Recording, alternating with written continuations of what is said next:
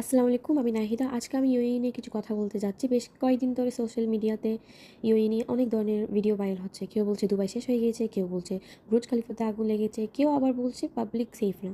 কিন্তু আলহামদুলিল্লাহ, যারা বর্তমানে ইউএইতে আছে আমরা খুব ভালো করেই জানি আমরা সেফ আছি।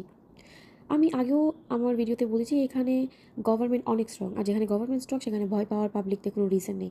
কিন্তু বর্তমান অনেক মানুষ এআই ফেক ভিডিও বানিয়ে ফেসবুকে আপলোড দিচ্ছে।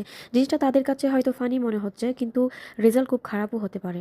আমরা সবাই জানি বর্তমানে বাংলাদেশ থেকে দুবাইয়ের ভিসা অনেক ক্ষেত্রে বন্ধ, আরও অনেক কান্ট্রি থেকেই কিন্তু ভিসা বন্ধ করা হয়েছে। এখন যদি আমরা নিজেরাই এই দেশ নিয়ে ফেক নিউজ ছড়াই তাহলে ফিউচারের সিচুয়েশন আরও খারাপ হতে পারে। আমি অনেক ভিডিও দেখেছি যেখানে বলা হচ্ছে বুর্জ খলিফা নাকি পুরাই ধ্বংস, ইরান নাকি দুবাইকে শেষ করে দিয়েছে, এখানে পাবলিক সেফ না। অনেস্টলি এই কথাগুলো খুব সত্যি ফানি মনে হয়। আরও অবাক লাগে যখন দেখি এমন এখান থেকে বা ইউএস বাংলা ফ্লাইটে যারা বাংলাদেশে গিয়েছে তাদের মধ্যে কিছু মানুষ ইনফরমেশন দিচ্ছে যেগুলো কমপ্লিটলি আনরিয়েলিস্টিক।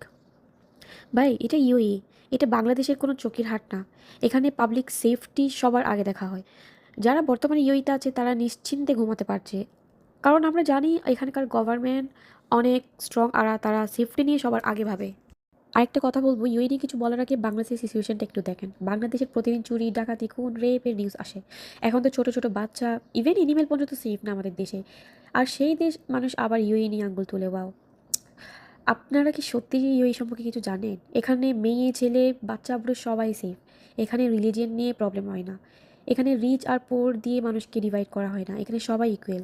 বাংলাদেশে বলুন, আরবের বলুন, ইন্ডিয়ান বলুন, পাকিস্তান বলুন, আমেরিকান বলুন, ল কিন্তু সবার জন্য সেম। রাত 1টা 2টার দিকেও আপনি একা হাঁটতে আপনার ভয় লাগবে না, কারণ আমরা জানি উই আর সেফ। তাই এই দেশ নিয়ে কিছু বলার আগে 100বার চিন্তা করবেন, কারণ ইউএই এমনি এমনি বিশ্বের অন্যতম সেফটি কান্ট্রি হয়নি।